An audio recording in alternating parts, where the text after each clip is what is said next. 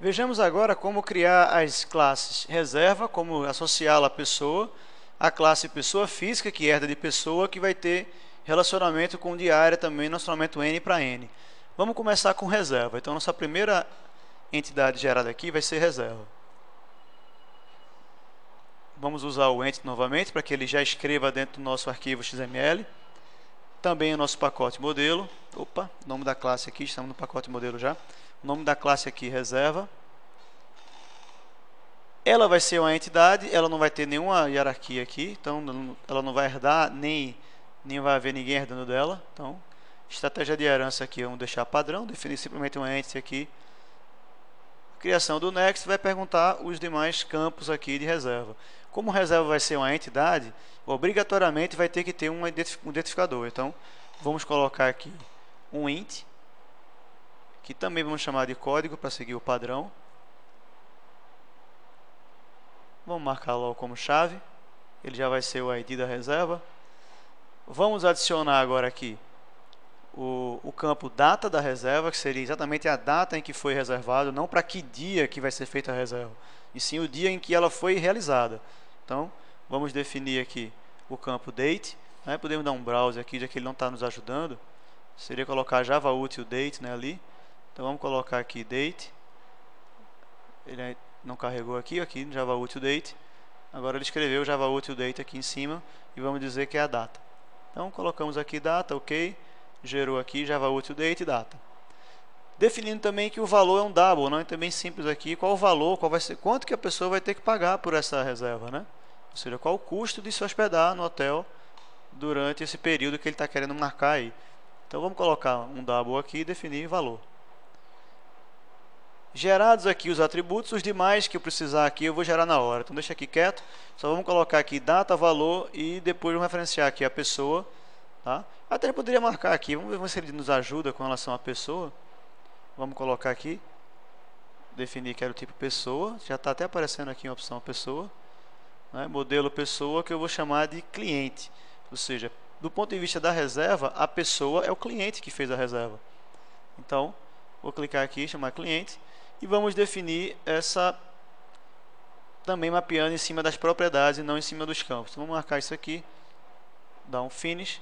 Podemos colocar também as diárias e tal, mas como a gente não criou diárias ainda, eu parei por aqui mesmo. Então, uma vez gerada a nossa classe reserva, viu que ele também editou aqui o persistence XML. Ele apareceu por um momento não salvo, depois ele foi salvo automaticamente. Então, o persistence XML está aqui, eu vou fechar ele para não ficar tumultuando. Vamos tá aqui já aparecendo o modelo reserva. O que nós vamos fazer aqui é voltar para a nossa entidade reserva e ver o que foi que ele gerou, inclusive com relação ao relacionamento entre reserva e pessoa. Então, dentro aqui, apenas marcou o ID e apenas marcou o ID aqui internamente e definiu que ela era uma entidade. Então, não temos nada a acrescentar aqui na reserva, no elemento aqui de cima da reserva, mais alguns valores aqui. O Serial Version ID, também para variar, eu vou colocar lá para cima. Código, data, valor e cliente, não falou nada ainda. Do jeito que está aqui, a coisa não vai ficar interessante, porque nós não estamos dizendo como é que a gente vai se relacionar com a pessoa. Veja que o cliente tem apenas o get cliente aqui, mas aqui estamos mapeando uma relação entre eles. Aqui não vai ter um campo do tipo cliente salva a tabela reserva. Não vai existir no nosso banco de dados um tipo chamado pessoa, não é nem cliente, um tipo chamado pessoa. Isso não vai existir. O que vai existir é que nós queremos aqui o código da pessoa. Então, o que a gente vai definir aqui, precisamos fazer uma relação entre reserva e pessoa. Precisamos colocar aqui o join column. O join column é a coluna que une a pessoa à reserva. Então, qual vai ser o nome da coluna que une aqui a coisa? Então, vamos colocar aqui name e vamos chamar isso aqui de code pessoa. Então, lá no banco de dados, o campo que identifica o cliente, que seria a pessoa que está relacionada aqui à reserva, se chama code pessoa. Então, essa é a chave estrangeira de pessoa. É assim que ele faz para identificar que o código de pessoa em reserva se chama code pessoa. Então, apenas isso. E é necessário, além de dizer o join column, é necessário dizer como está sendo feito o relacionamento. É sempre importante colocar aqui qual é a relação que temos entre pessoa e reserva. Entre pessoa e reserva existe uma relação um para muitos. porque você tem uma única pessoa para muitas reservas. E aí você sempre raciocina do ponto onde você está no momento para o outro lado da relação. Então, no ponto que eu estou aqui no momento, eu estou em reserva. Reserva é o lado muitos, de muitas reservas de uma única pessoa. Então, se eu estou no lado muitos, eu coloco aqui que é many to one. Na hora que eu coloco aqui o many, ele está me perguntando aqui quais são as opções. Many to one, many to many. Eu digo não, many to one, porque eu tenho muitas reservas para uma única pessoa. Então, esse relacionamento many to one aqui, você ainda poderia definir mais algumas informações que veremos daqui a pouquinho. Então, o fato é que nós temos muitos para um, e aqui está a coluna que une o relacionamento entre pessoa e reserva. Mas lá em pessoa, nós não criamos ainda a coleção de reservas. Porque no nosso modelo orientado a objeto, nós vamos ter em pessoa uma coleção de reservas. Suponha que eu queira fazer um relatório de quantas vezes essa pessoa reservou alguma coisa, ou enfim, consultar dentro das reservas de alguma pessoa, alguma reserva em específico. Então, o que é que eu poderia fazer a partir de uma pessoa, dada uma pessoa, como é que eu faço para chegar nas reservas que ela fez? Então, no nosso modelo OO, existe alguma necessidade, apesar que a gente não vai implementar, mas existe alguma necessidade de ter uma referência às reservas. Na reserva, acredito que seja fundamental saber quem foi a pessoa que reservou. Até porque, sei lá, você pode ver uma pessoa querendo fazer uma reserva também para uma diária que já tenha sido reservada para alguém, e ele querer ver quem é, consultar quem foi a pessoa que reservou, para que confirme se vai realmente ir naquela data, para que possa liberar aquele quarto naquela data para alguma outra pessoa. Então, quer dizer, é muito comum, é muito importante de uma reserva saber quem foi a pessoa que reservou. Da pessoa podemos até omitir se a gente não for implementar, mas como nós vamos querer implementar um dia, quem sabe, então vamos marcar logo aqui que a pessoa tem também uma coleção de reservas. Vamos mapear sem entrar muito no mérito. Vamos definir aqui, sem entrar muito no mérito, de qual vai ser a implementação da coleção. Então, é até uma boa prática você sempre definir as coleções pelo tipo das interfaces, não da implementação que você usa. Quer dizer, você pode botar um collection, eventualmente um set, um list aqui, mas jamais se recomenda colocar que reservas é do tipo array list. Não se declara dessa forma. Se cria dessa forma, mas se declara do tipo da interface, para dar inclusive ao próprio JPA a possibilidade de ele mesmo usar a implementação que ele achar mais conveniente. Então colocamos aqui que vai ser uma coleção de reserva e vamos chamar reservas. Que coleção é essa? Depende da hora que ele gerar. Vamos também gerar aqui o getSet lá embaixo. E agora acabamos de construir um relacionamento um para muitos bidirecional. Então, o que acontece é que eu tenho, do mesmo jeito que eu vou de uma reserva até a pessoa que reservou, eu também, de uma pessoa, eu posso ir a cada uma das reservas que ela tenha feito. Então, eu tenho uma direção, eu tenho uma via de mão dupla aqui. Então, a pessoa pode buscar o get reservas, vai obter uma coleção, pula para algum valor daquela coleção e lê o get cliente, que vai ter a referência à mesma pessoa que tinha a reserva. Então, isso é uma via de mão dupla. Você pode tanto ir quanto voltar entre pessoa e reserva. Já que eu tenho isso aqui, eu preciso mapear na relação inversa agora. De uma pessoa, eu posso ter muitas reservas. Então, eu leio do ponto onde eu estou aqui em pessoa, então vou fazer um one to many. Então, o one to many para dizer que eu tenho uma pessoa para muitas reservas. Na hora que eu coloco o one to many, você viu que a gente já definiu o join column. Se eu tiver um many to one no outro lado, obrigatoriamente o join column fica lá. Se eu não tivesse ele lá, digamos que lá em reserva eu não quisesse referenciar o cliente que reservou, então eu deveria colocar o join column aqui, que ele iria saber que fisicamente no banco de dados o código da pessoa iria ficar em reserva, mas eu mapeei do lado de cá, já que não existe lá. Uma vez que exista lá, é mais saudável e é sempre a recomendação de se colocar do lado de lá. É até obrigatório colocar do lado de lá, porque sempre que você coloca de um lado, você deve colocar no outro que foi mapeado pelo lado inverso. Quer dizer, se eu coloquei o mapeamento, o join column lá em reserva, eu devo vir aqui em pessoa e dizer o seguinte, ó, mapped by, certo? E vamos dizer qual foi o campo lá em reserva que mapeou. Eu não posso dizer assim, mapped by reserva, para dizer, quem mapeou foi reserva. Olhe para lá que você vai encontrar o mapeamento de lá para cá. Ou seja, o join column vai estar em algum atributo lá. Eu não digo que vai estar em algum atributo lá, eu tenho que dizer qual atributo vai estar lá. Tá? O próprio Eclipse me ajuda aqui listando os atributos que eu tenho em reserva. O cliente, código, data e valor. Eu não vou usar código, não foi ele que eu usei, não foi nem data, nem foi o valor. Foi o cliente, que é justamente o campo lá em reserva que aponta para a pessoa aqui. Então, é necessário colocar o mapped by. Então, aqui nós já construímos uma relação entre pessoa e reserva, já completamente mapeada, corretamente mapeada, e claro, como a gente já viu no vídeo anterior, vai ter sido gerado lá no persistence.xml, já que usamos o new entity ali lá em reserva. Então temos aqui, vamos agora criar a classe pessoa física, que além de herdar de pessoa, vai ter um relacionamento com diária, e esse relacionamento não vai ser um relacionamento um para muitos, né? Vai ser um relacionamento muitos para muitos. Então pessoa física ficou um pouquinho mais complicada. E detalhe é que nós não criamos aqui, de propósito, poderíamos também ter feito isso, mas só para a gente ver, nós não criamos aqui um relacionamento bidirecional. Pela setinha que está aqui, percebe-se que o relacionamento é unidirecional, ou seja, apenas a diária vai ter a coleção de hóspedes aqui.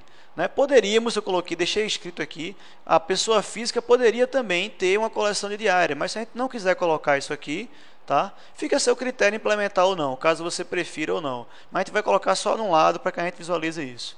Tá? Como é possível fazer isso. Então vamos agora à pessoa física. Botão direito aqui no modelo, New Entity. Vamos criar aqui a classe pessoa física. Vamos dizer que ela herda lá. Vamos escrever aqui direto para ser um pouco mais rápido. Modelo.pessoa. Está colocado aqui. Ela é uma entidade. Ela vai ter o discriminator value, assim como pessoa jurídica também tem. Né? Vamos marcar aqui o next. Vamos adicionar em pessoa física a string do CPF.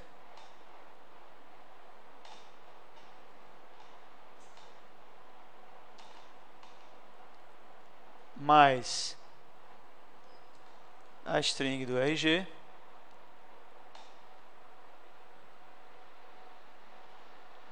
Mais a string não, no caso aqui vai ser data, né? Vamos colocar aqui java.util.date para data nascimento. Então geramos aqui esses três campos, são campos particulares. Então colocamos aqui Jata, acabei digitando errado sem querer aqui, ele acusou que Jata não existe, me perdoe aqui. É até uma boa que a gente visualiza, foi friamente calculado. Isso aqui é apenas para que você veja, se você digitar errado ele já acusa, tá? Isso aí foi uma jogada minha aqui. Então tá aí, Java UtilDate. Vamos colocar em cima de property aqui o mapeamento e vamos dar um finish. Apesar que ele não vai também gerar nada por padrão aqui. Vamos dar um finish. Então, ele vai gerar a classe pessoa física, vai escrever no persistence.xml, já está escrevendo lá, já fez isso. Vamos aproveitar essa vaga que ele gerou aqui para colocar o discriminator value, dizendo que o valor aqui de pessoa física vai ser PF. Cada pessoa física salva no banco vai ter PF escrito lá. Mais uma vez, vou retirar aqui o Serial Version ID, está virando já um transtorno obsessivo compulsivo. Então, vou colocar ele aqui em cima.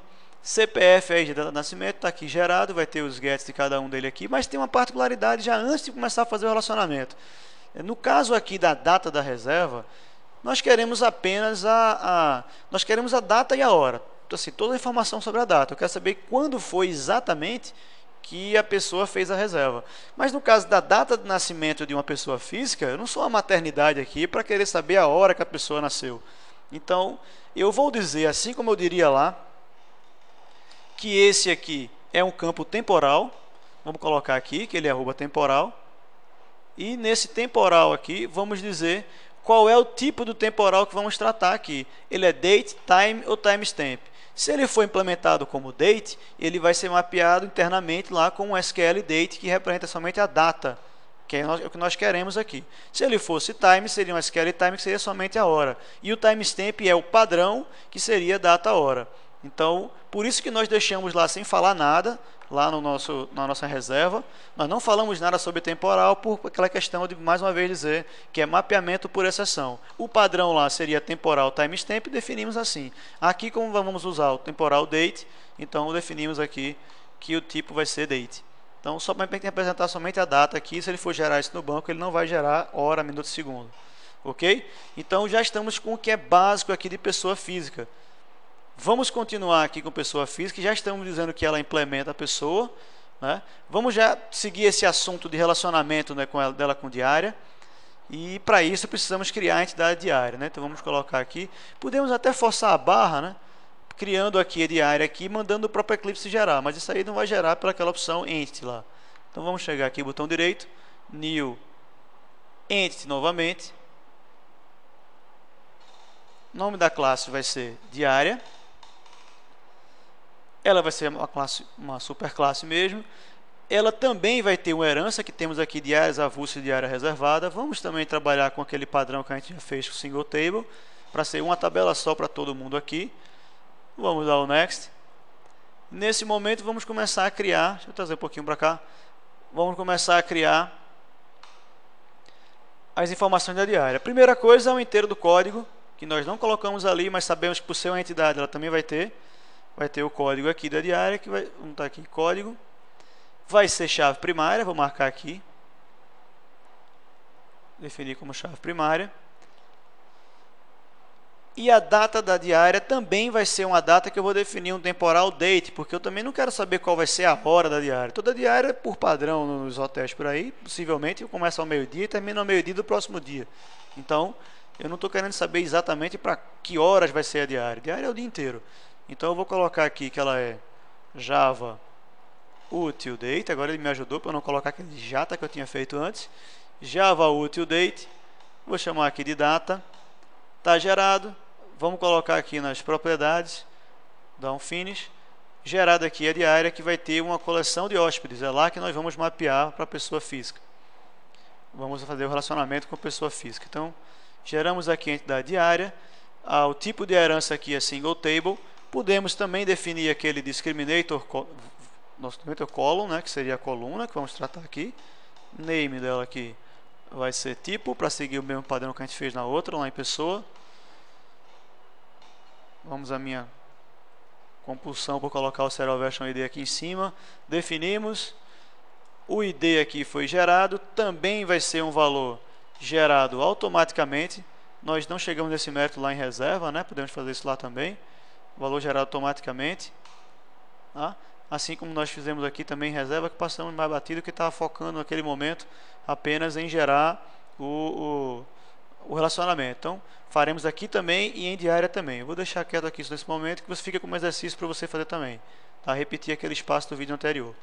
Então, mais embaixo aqui, vamos criar a associação de diária com pessoa física e não com pessoa. Então, vamos criar logo, primeiro de tudo, o atributo. Vamos colocar que diária vai ter uma coleção. Vou definir aqui um collection de pessoa física, que ela está chamando de hóspedes.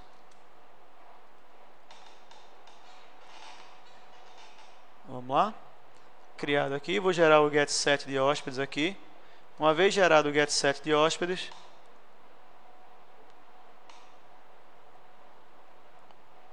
aqui.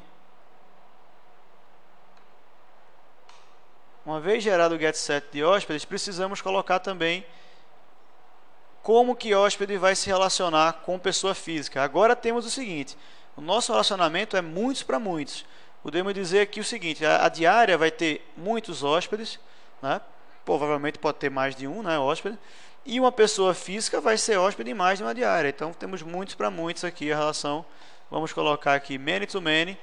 E aí o many to many tem uma particularidade que todos conhecemos aí em banco de dados, que qualquer relacionamento muitos para muitos precisa ser gerada uma tabela intermediária, uma chamada tabela de relacionamento. Precisamos definir justamente isso. É isso que nós definimos aqui. Em vez de colocar join column, vamos colocar aqui join table, para dizer qual vai ser a tabela de união entre diária e pessoa física. A tabela aqui vai se chamar, vamos colocar aqui, vamos fazer assim, hospedagem, tá? Então, uma tabela que vai registrar a hospedagem, você vai registrar uma pessoa numa diária, sempre vai ter o código da pessoa, no caso, pessoa física, e o código da diária. Então, vou chamar de hospedagem aqui, e eu preciso definir dois atributos que são muito importantes aqui, eu vou colocar aqui embaixo, que são o join column. Ele chama de join columns aqui, porque também seria possível trabalhar com a chave composta, então seria o @join columns no plural. Então, por ele ser um atributo aqui, somente um atributo, ele definiu no plural quando puder ser no plural. Então, o join column aqui, nós definimos um join column, ou seja, vamos colocar @join column, para dizer qual é a coluna que vai existir dentro da tabela hospedagem, que não vai haver uma classe hospedagem. Veja que diária para pessoa física não tem classe no meio, mas vai existir uma tabela intermediária no banco relacional. Essa tabela intermediária, qual vai ser o código que aponta para aqui, para a diária? Então, esse código aqui vai ser, eu vou chamar ele aqui, cujo name vai ser code diária. Trazer um pouquinho para cá, só para escapar um pouco dali da frente. Vai ser código diária. E vamos ter também o inverse join column. O que seria o inverse join column? Qual é o atributo, né? Qual o campo lá do banco que aponta para o outro lado, para a pessoa física. Porque eu não quero ter que escrever o join table do lado de lá. Eu fiz de propósito isso para mostrar que eu nem sequer preciso ter o campo do lado de lá. Vamos supor que eu nem tenha em pessoa física uma referência a uma coleção de diárias. Então, tendo ou não tendo, eu coloco tudo num lugar só. Então, o join table foi mapeado aqui. O join table vai ter uma referência para a diária e uma para a pessoa física. Nele eu defino via join column quem é o para a diária, que eu estou em diária mesmo, e eu defino nele quem é a pessoa física com inverse join column, que também é um annotation join column. Não deixa de ser uma coluna de união de tabelas. Então vou colocar aqui name, code, pessoa. Então o que criamos aqui foi justamente isso, um join table que tem um nome e vai ter esses dois campos aqui. Ambos vão ser chave estrangeira, cada um para a sua entidade específica.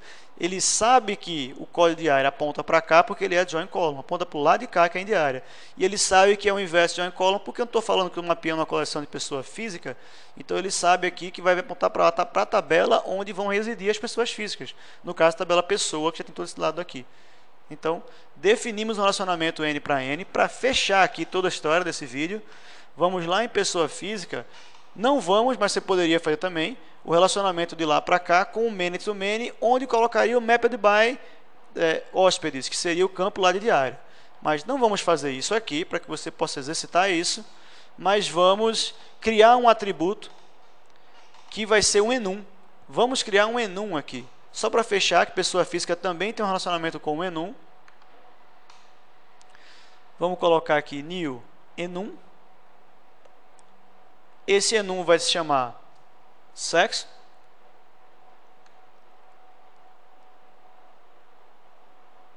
Vamos dar finish aqui. E simplesmente lá no enum colocar m,f e pronto. Definimos aqui m, f. Temos aqui gerados os dois objetos possíveis do enum sexo. Lá na pessoa física, vamos colocar o atributo sexo.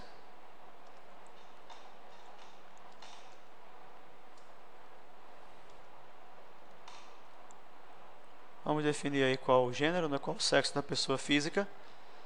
Gerar o getSet de sexo.